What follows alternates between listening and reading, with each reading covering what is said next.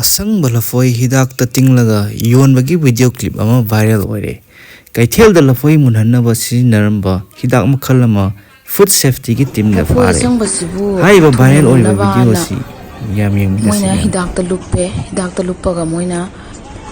pham na adum yon adum mulakna bana smain taw busi hongna braba. Sibu kari no ba moin tawri si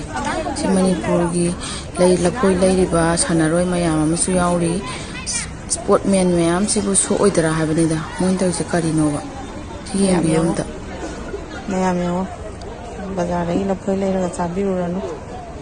oise Lafoi se Ashangba se Hidak ta lupaga puna munna bana tawse karbar nungaina ba ngahaki hakjang sokpagi khandabida mayamgi sibu yengoba lupaga moina thangkatlaga thamise aidi ahambada khangdabani isingda sum chami boinengore karbai nabra kainom kawe hai Hidak tani lupise pham na dum mulani mayam